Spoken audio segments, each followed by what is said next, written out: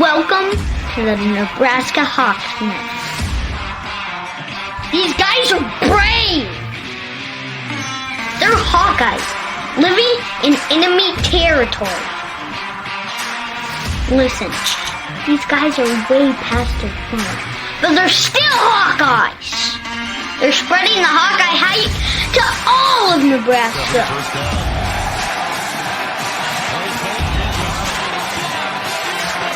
The frost advisory is canceled. Corn huskers, more like corn suckers. Are you ready for this podcast? Let's go Hawks!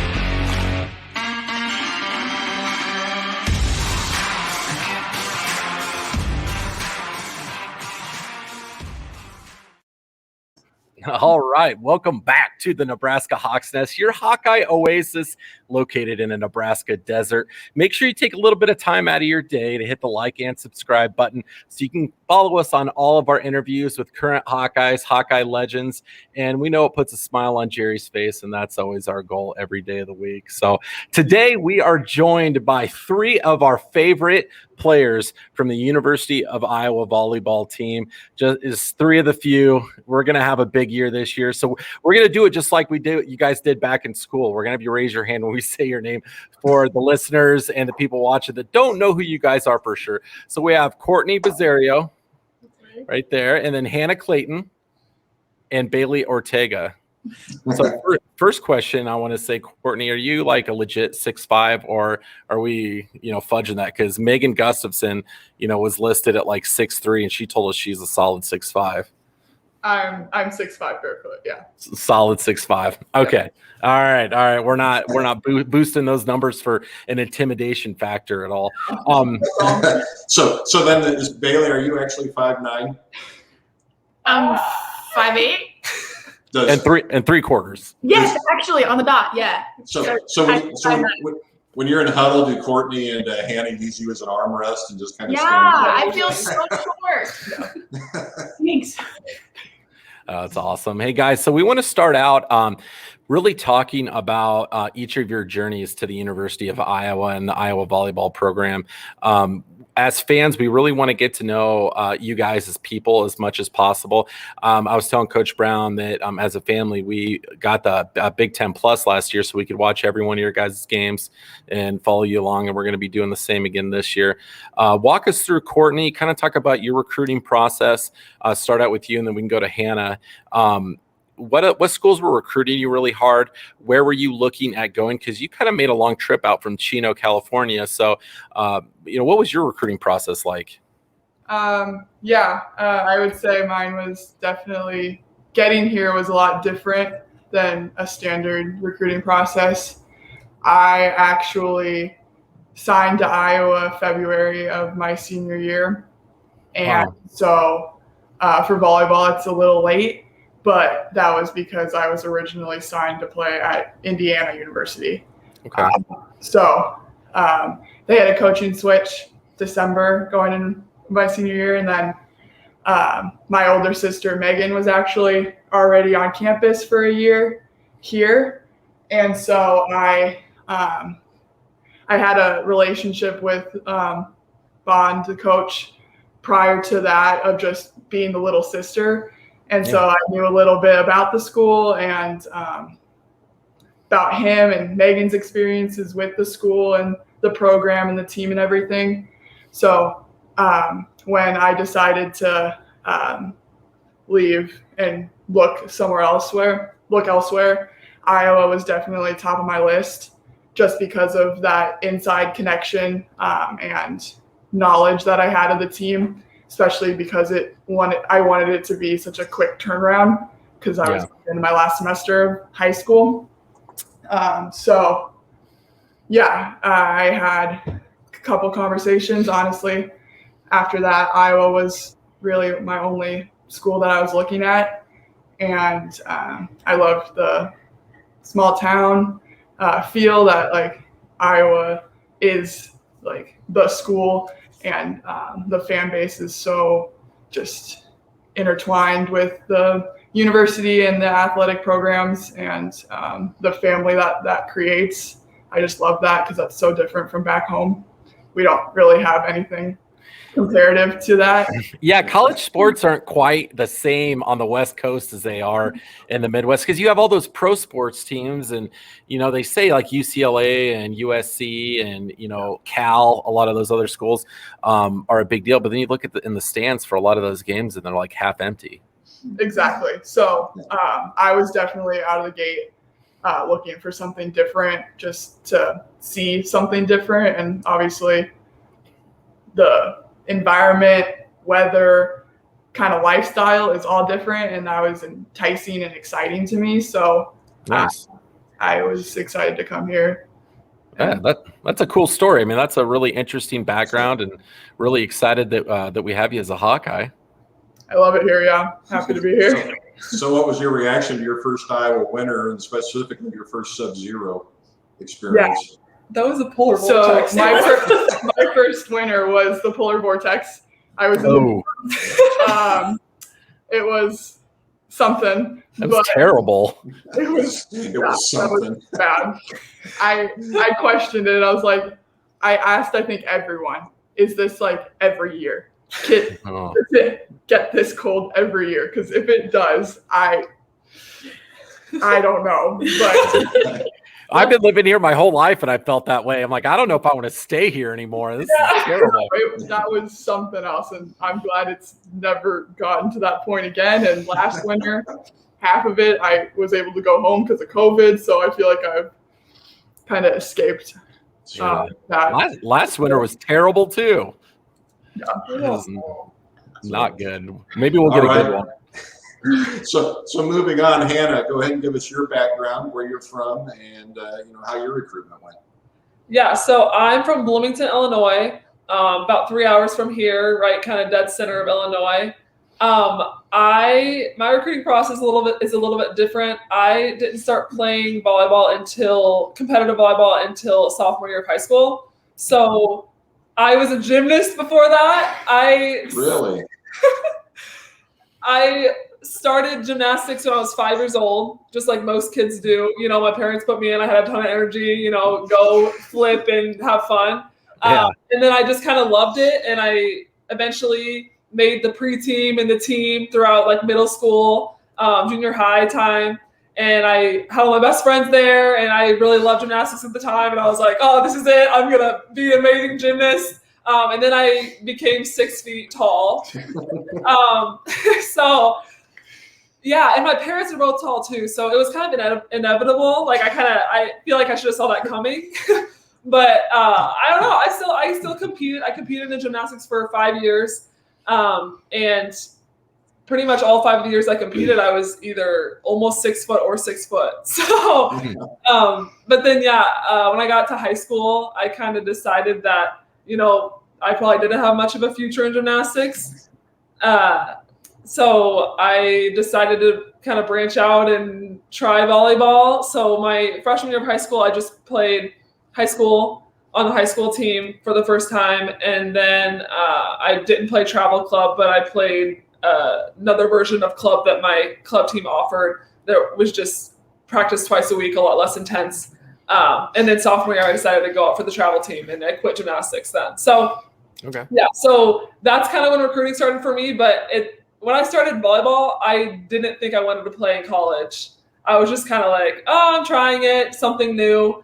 And then, as everyone knows, I guess before the rule switch, recruiting in volleyball happens really early. So I was kind of, playing in club tournaments, and my club coach, 16's year, came up to me one time and was like, hey, have you thought about what you're going to do for college? Are you interested in that? I have coaches coming up to me asking me questions about you. And I was kind of like, wait, what? So yeah, I don't know. At that point, I kind of decided that, this was something I wanted to pursue. and excel at and be the best that I could. So once I decided I want to play in college, I would say like my sights were set on, my goal was to play in the Big Ten, and that's kind of what I wanted. And just being from the Midwest, that was appealing to me to stay kind of close to home. Most of our conference is obviously right around here. So yeah, I wasn't even looking at Iowa at all, honestly. For the longest time, I was like looking at others, like my sights were set on different schools. And then I was like, and then the coach before Vicky reached out to me and I was like, yeah, I'll give Iowa a call. I'll just, test run. It was one of my first college calls was Bond at Iowa. Yeah. And so I ended up coming on a visit and I was like, okay, it was my first visit ever too. I was like, all right, test run, Iowa, whatever. And I ended up loving it. And I was like, okay, like this is what it's all about. And then after I visited here, I took a couple other visits. Every time I visited another school, I just compared it to Iowa. And I was like, none of them are as great as Iowa. And I just came back and did it. And I was like, the rest is history. So it's just been funny. I just never had Iowa in my back of my head, never thought about it as a possibility. And here I am and I love it. So Jerry, I think that's the back, like a future back of a t-shirt for us. Nothing else compares to Iowa. Something like that. I think that's something we might need to look into. We're going to have to send you a free t-shirt for coming up with that. Be careful, Adam. With NIL, she may be asking for more money from us or something, not just t-shirts. So. Has to have her name on it. Hey, so Hannah, that's funny that you say that volleyball wasn't on your radar till high school, because didn't your mom play overseas professionally at one point? According to she did. She played first at Illinois State for 4 years, and then she played in France. Yeah, for about 6-7 months. So were you the rebel then? Like one in gymnastics, she was outside your door yelling, "You'll play volleyball," and you're like, "No, I'm going to play gymnastics." My parents they honestly didn't really push me to play volleyball. They just wanted me to do whatever I wanted. I think they did want me to play at least some kind of sport, but they were supportive no matter what I played. But it was funny because my dad's 6'6", my mom's 6'3". And they would come to every single one of my gymnastics meets. They would walk in and they'd be towering over every single one of my teammates and all the other girls as parents there. And my dad, it's funny, he one of the first things once I started playing volleyball, what he would always tell my club teammates is he was like, yeah, when I first walked into my first club tournament, I was like, wow, these are my people. Like, we're here. I'm kind of all around the same height. So yeah, it was just funny. I could just hear your parents like talking to their friends like, oh, that's our daughter Hannah, the gymnast of the family. It's like actually every other gymnast parents were like, we know who that girl's parents are. We know where she belongs. That's great. They like looked around going, oh. Yeah. You guys got good stories. Bailey, you got a lot to live up to here. Yeah, I was going to say, Bailey, the bar's been set. I know, I'm nervous. No, you're not. Just in the little time we've been on, I can tell you're not nervous at all. So I'm really trying to. Okay. All right, Bailey, let's hear your story. So I'm obviously from Davenport, which is just 45 minutes east of here. My recruiting process was similar to Hannah's. I didn't start playing competitive volleyball until my freshman year of high school. Didn't really think I could play Division I because, being a 5'9" setter is very unrealistic once you get to really high-level volleyball. I always wanted to go to Iowa. Growing up in Iowa, I always wanted to be a Hawkeye. It was a big dream of mine. I idolized Bree Orr when she was here. Like, I've just always loved Iowa volleyball. But it just seemed unattainable for me throughout my recruiting process. So I talked to other schools, and then I started to get some Division I interest and just always went back to Iowa volleyball camps because I was like, they may not be interested, but I'll go get better. Like, I'll go get to know people. It's so cool to be here. Went to a random winter camp, and then they ended up reaching out to me. And my brother actually is in med school here at Iowa. Okay. And me and him are the bestest of friends. And he always told me, he's like, you're going to end up playing volleyball here. And I was like, I don't know what is going through your head, but it's not happening. Like, thank you, but it's not happening.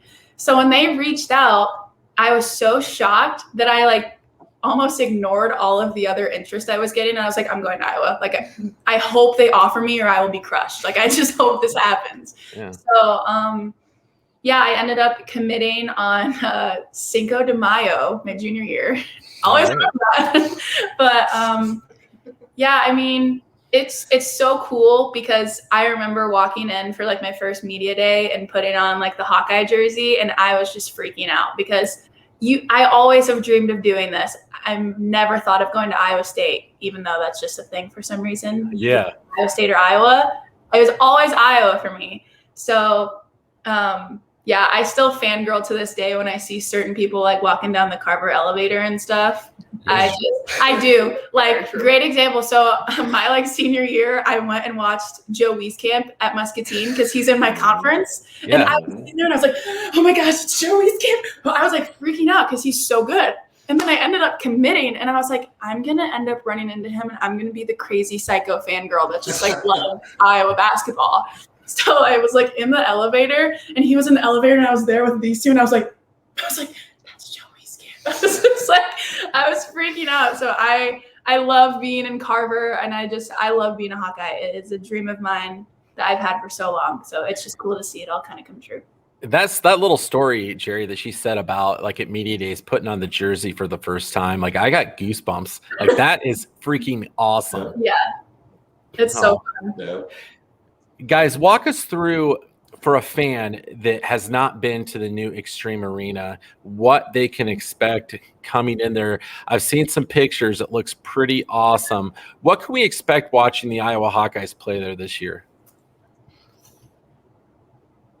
Yeah, I mean, last season, obviously we didn't have any fans, but this season we're expecting full capacity.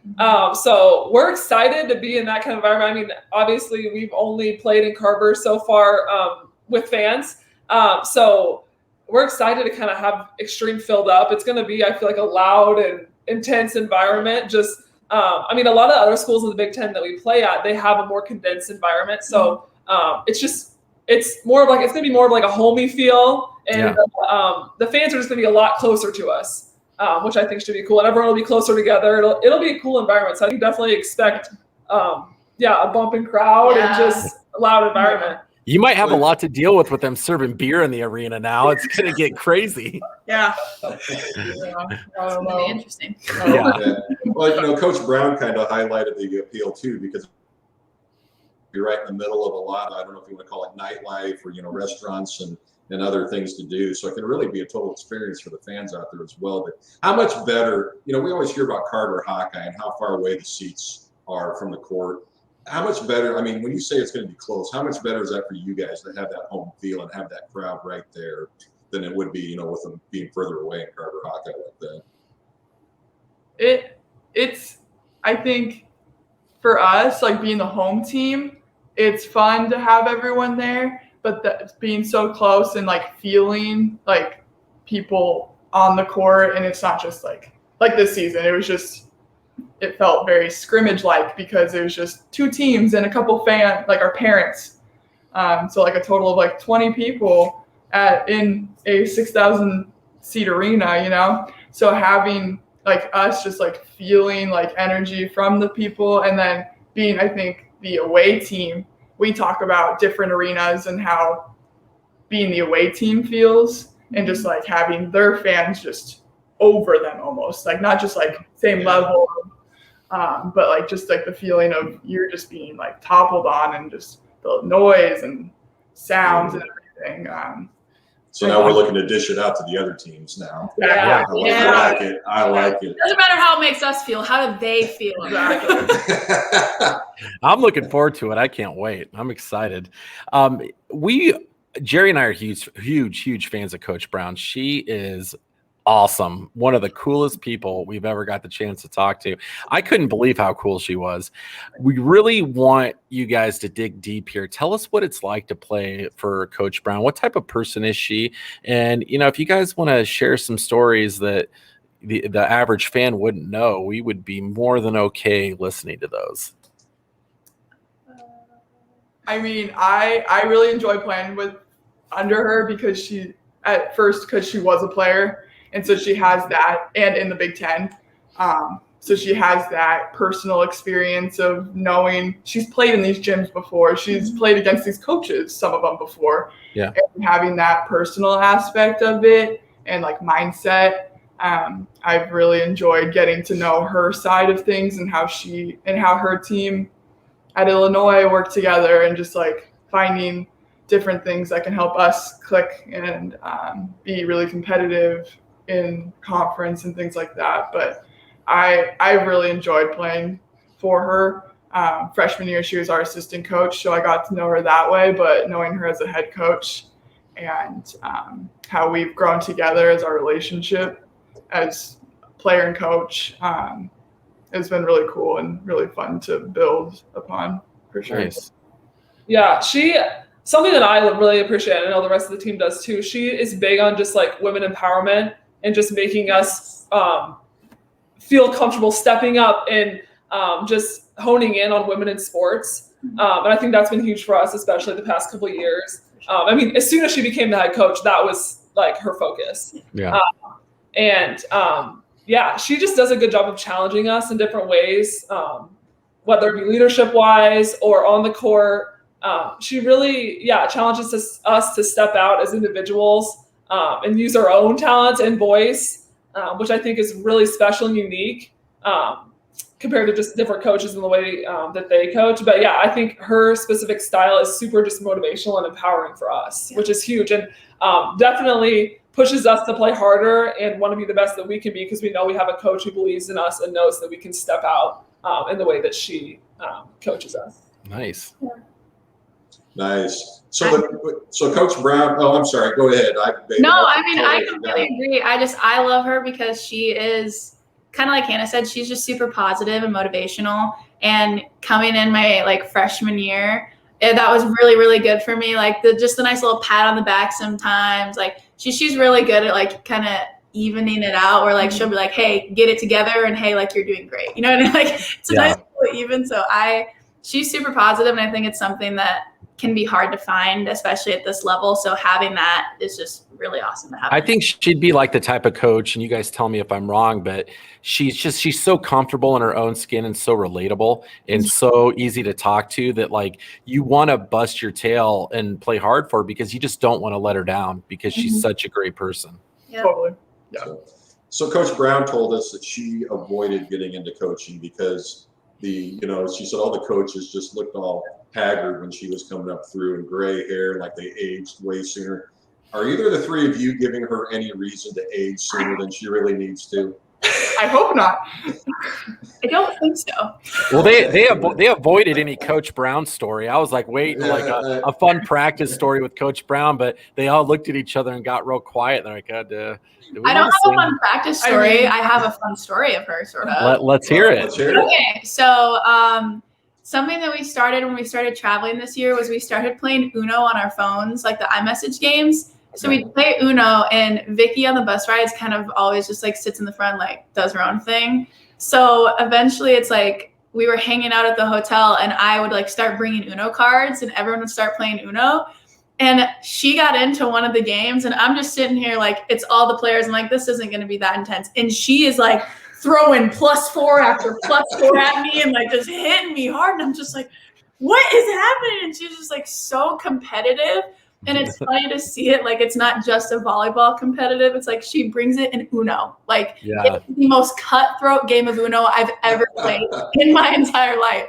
So every time, like, I see her, like, in a competitive nature, I always just think of Uno.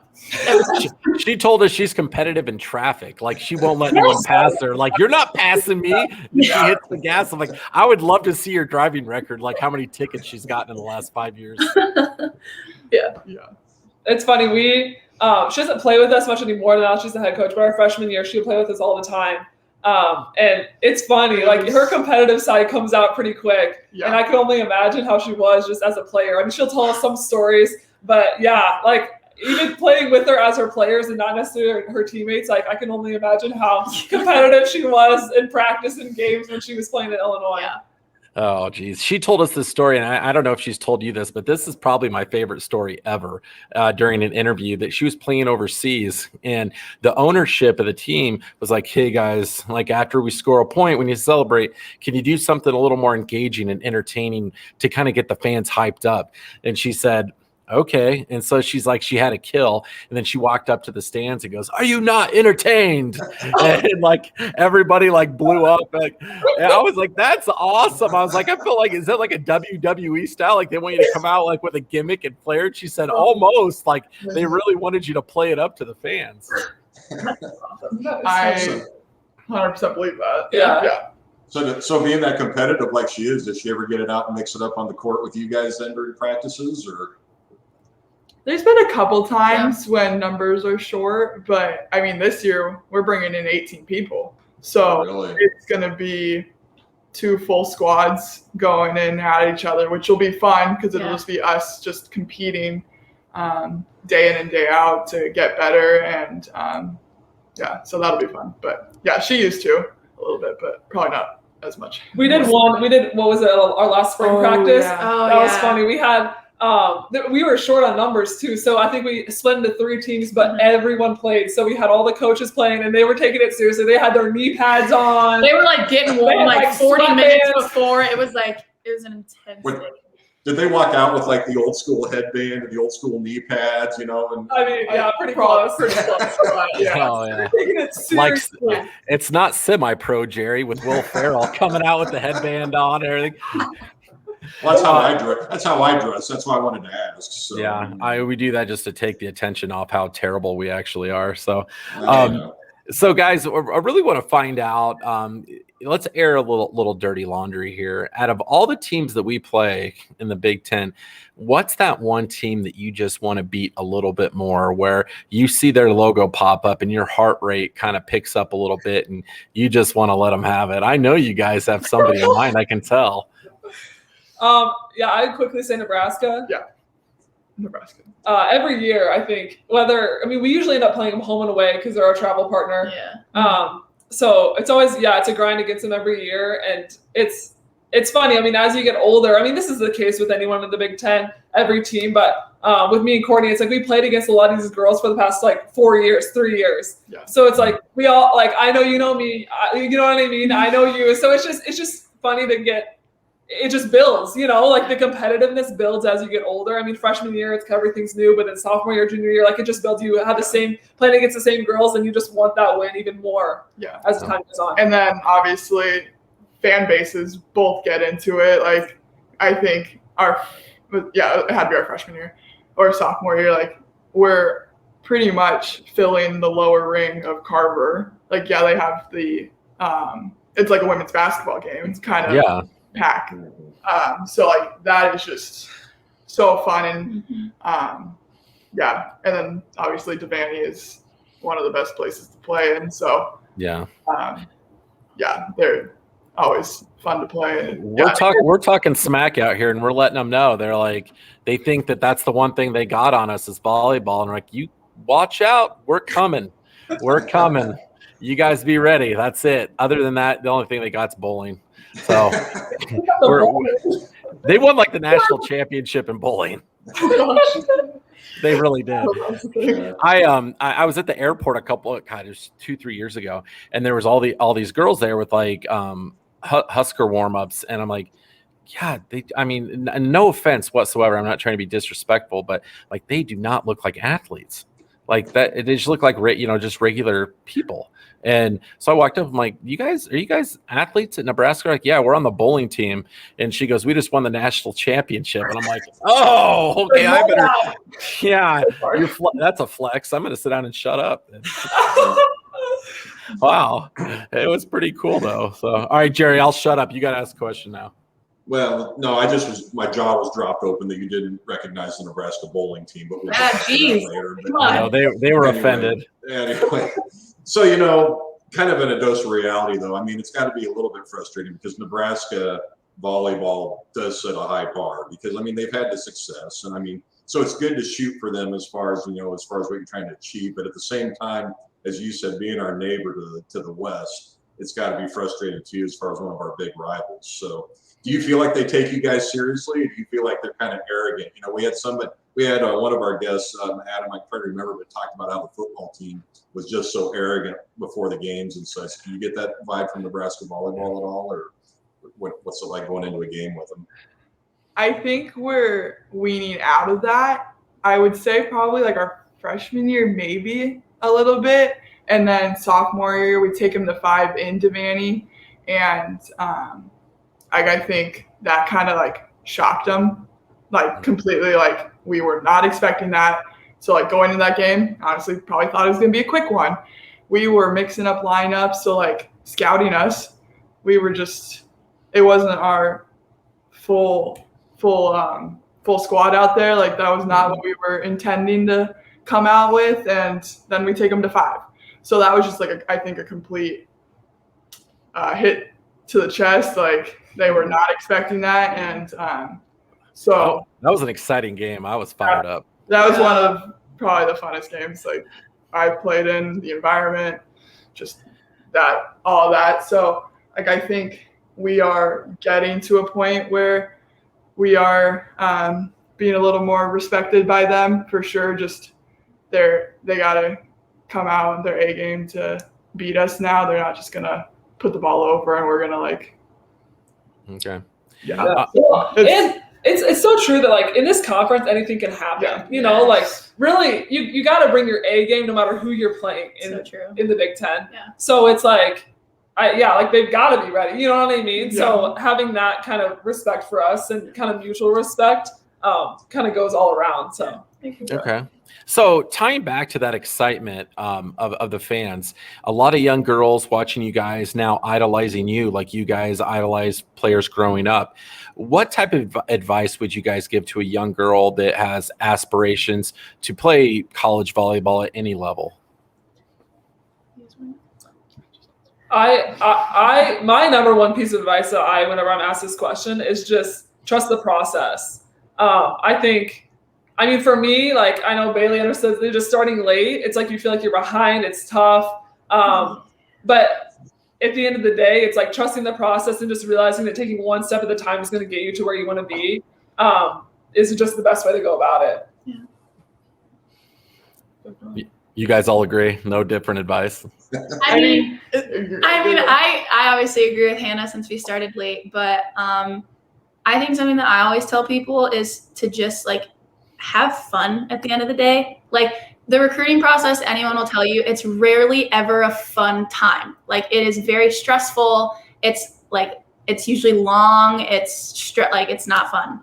So just have fun when you're playing, whether coaches are watching you, whether they aren't. Like all you can do is have fun, because there are so many times that I look back on some of the games and tournaments I went to and I just had no fun because I was like, this coach was on my court and I did so bad and oh my goodness. But like it's memories that you can't get back. Like I sometimes wish I could just go back and play a qualifier. Like they're so fun. So just have fun and don't worry about it. Everything's going to work out the way it's supposed to. Since my daughter plays volleyball too, and she's the same way, she's so worried about playing well all the time that I feel like she stresses herself out. And I'm like, you got to have fun. If you're not having fun, what's the point? Go out there and just play hard. You're going to make mistakes. And if you don't make a mistake, you're not playing hard enough. Yeah. So I was going to show you guys this on a little personal note, but that's watching the TV behind is our BTN Plus TV. So we were watching you guys play on the TV behind. So she's got her Iowa volleyball shirt on representing. So she's a huge fan of you guys. She'd love to meet you sometime this season after a game. Yes. Oh, yes, love that. Yeah, she gets into it. So she's excited. So that's awesome. That's fun.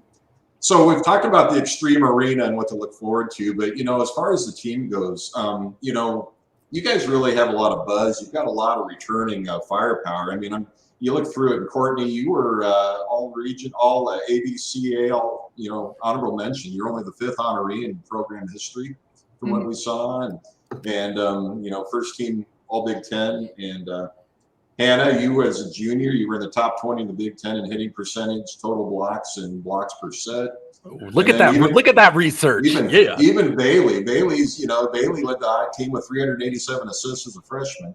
We've got a core group here that's creating a lot of buzz coming back. What more can we expect from the team? Who are some of the other contributors, and what can we expect to see when we come out to the Xtream Center this year?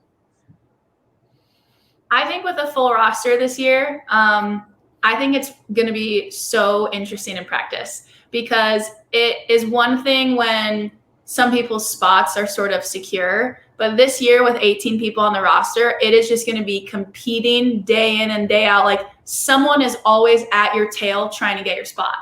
So I think that we have so many great people coming in and so many great people that are returning, like you said. So I'm really excited to see what's going to happen this season, because we have so many great pieces, and I think they can all just be put together really well. Yeah, I was going to say, I think something probably everyone is coming in with is just a little bit of experience. Like, we had two freshmen come in early, so they've been on campus. Yeah. And so we just have two more freshmen that are coming in next week for practices. So like, those are our only two new people like on the team that haven't played college volleyball before and been around this. So like, just having, even with the co-ed season, like Bailey, Leanne, and Audrey, like they've all played against these people and had on-court experience. That is definitely the key, I think, to figuring things out. Like in practice, it's different. Like once you're on the court, like that's when you start figuring out things and trusting yourself and seeing how you can play against these people that you've looked up to for the past 4 years in high school and seen on national stages. And so having 16 out of 18 people play college volleyball and know what it kind of looks like is definitely going to be a key advantage for us. Right. So Hannah, building on that, then, you and Courtney, but I'll ask you to answer this question. But how important is it from a standpoint of an incoming senior that, to provide the leadership and the bar for these young players that are coming in? Yeah, I mean, obviously it's super important to kind of set the tone and maintain the standard that we've had throughout our 4 years. But yeah, I think it's super comforting to know that, I mean, our class, obviously the four of us, Amaya, Maddie, Courtney, and I, and then the class below us that's a pretty good chunk of the team. We're really upperclassmen heavy this year. So to know, like, as leaders on this team, Courtney and I and other girls in our class, it's like, we know we've got the support and the backup from the other upperclassmen because they've been with us for so long.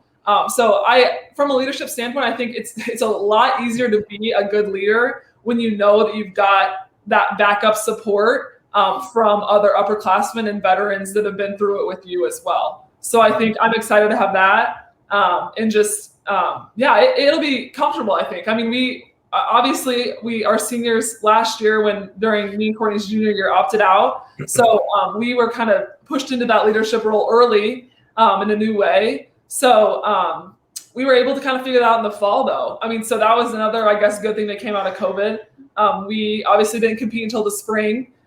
So we were able to kind of work out the kinks and figure out leadership-wise how things were going to work throughout the fall. And then by the time spring hit, obviously there was, a little bit more to get adjusted to in games. But, I mean, we're coming back with the same group. So it'll be really nice and, comfortable to have that same leadership group already developed and kind of have everyone kind of already on the same page. And we've only got a couple, we have 3 new, other than the girls, because you mentioned that we had some girls come in early in the spring, some of the freshmen, and then so we've got really 3 newcomers. Yeah. Okay. So just got to get them on board, and the rest is, we're ready to go. Yeah. Could you guys give Jerry some advice on how to kill that fly in his office? Because it's just like attacking him the whole time. I feel so bad. I keep seeing him go like this the whole time. It's just like, oh, all right. I was just going to say, I'm not giving any like hand signals, and nobody's got anything on their face. I got this fly going around, and I'm like afraid Adam's going to think I'm winking at him here. And I'm like, they're like answering the question really well, and I'm trying not to laugh because I keep looking over.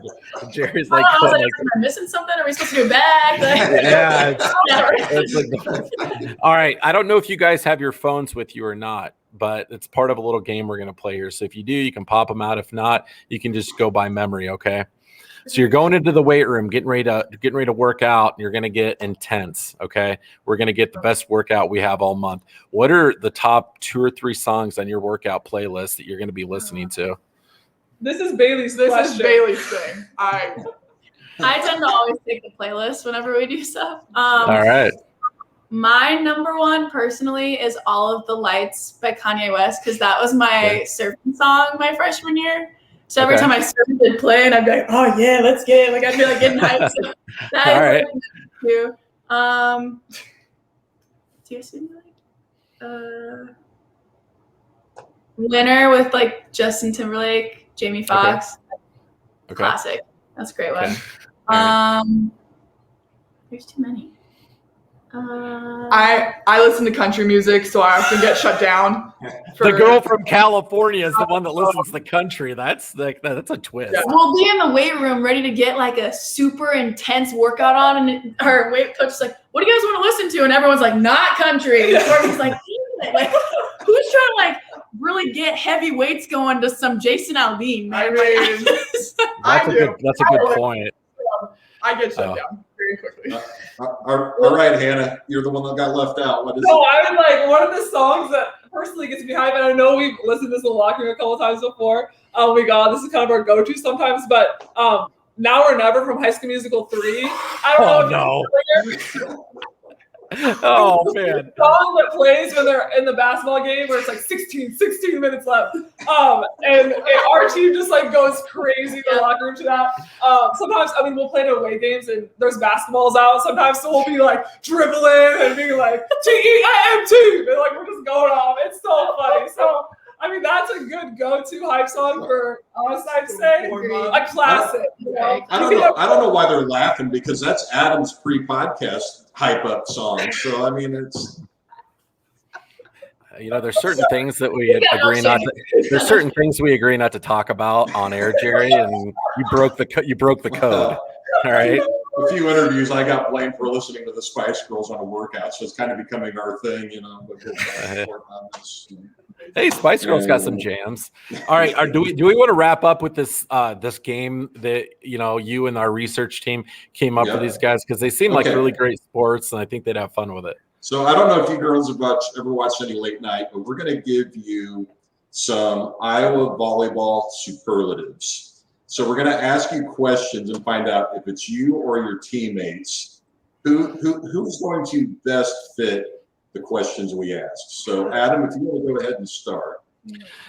All right, and we want names. You can name names if you want, and it doesn't have to be one of you three. It can be anyone on the team or coaching staff. Okay. I was going to say, and if a coach is even more so, then all the better. I'm going to sound so old saying this right now. And even if you got to run some extra conditioning as a result, feel free to say it on our podcast. So. Yeah, tell Coach Brown to call us. We'll come run for you guys. It'll be bad, but we'll do it. There you go. All right. Who is most likely to record a fire TikTok dance video? Amaya. Maddie Slagle. Maddie Slagle. Amaya's the she loves dancing. She really gets into it, but Maddie Slagle is a TikToker. Yeah, she's on the TikTok grind. I mean, I don't know if she's not as talented of a dancer as Amaya, but she works hard at it and will learn TikTok dances for hours on end to perfect them. Yep. So yeah. All right. Are you going to do the second one, Jerry? Okay. So next one on that same note, who's most likely to record a really uncoordinated TikTok video?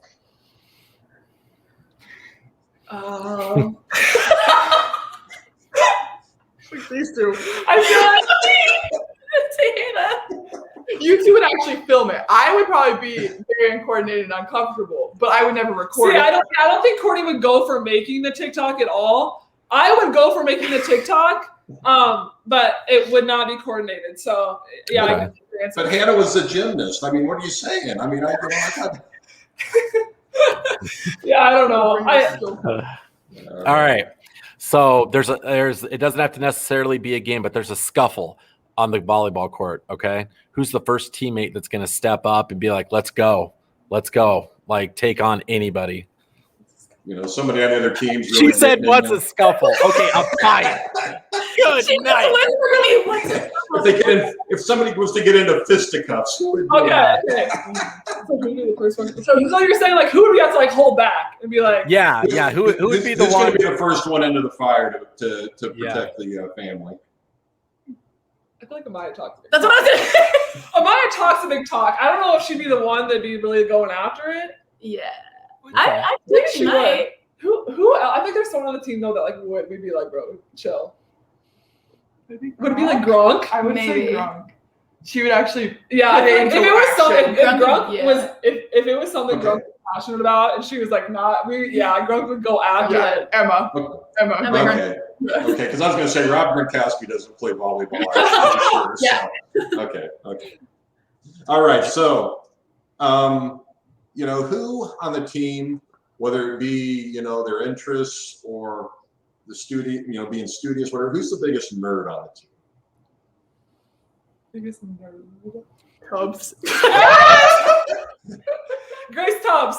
Yes. All right. And why is that? Yeah, why is that? She will, I just can picture traveling. So we're gone for a whole weekend. Usually on the bus, very difficult to study through. She will study the whole bus trip. Well, the whole plane trip. She will have things to do. Well, and she'll nerd out about Harry Potter. She made all of us go on and figure out what house we were in or something. Like the entire team. Oh gosh, it was a big thing. I've heard about that. Yes. Yeah, she just likes to nerd out about everything that she's obsessed with, and then she'll share with all of us. She's you guys, you have to hear about this. Or take this quiz. You're gonna be in the Hufflepuff house. You're okay. That's great. Always. Before you guys came on, Jerry had his Harry Potter wand out and he was pointing at some bullet points. I'm like, you're gonna want to put that away for the interview, man. This is not gonna be good. So we need to ask you guys, when the season comes up, we got to do another interview. We'd love to have you guys back on. You guys are a freaking blast to talk to, and we are gonna be rooting hard for you guys this year. We're so excited for a big year of Iowa volleyball. Oh yeah. Yeah, we're excited too. Yeah, thanks for having us on. We'd definitely love to hop on closer to season or during season, whenever. This was a lot of fun. Yeah. As our fans have saw with you guys today, you guys are a lot of fun. You're bringing an energy, the buzz, like we said, coming back in. There's no reason not to be down there front row and center of your games this year. I don't know. Yeah. And there's no excuse for Hawkeye fans not to come out and support. Yeah. We got our coach. We got our players. We got our arena. Let's go. Let's go. Absolutely. Let's go. I got goosebumps. I'm fired up. Let's do it. So we're definitely going to be there, guys. So good luck this season. Have an awesome year. And we always end it with the Go Hawks. Go Hawks. Go Hawks. Go Hawks. All right. Go Hawks. Thanks, guys. Oh.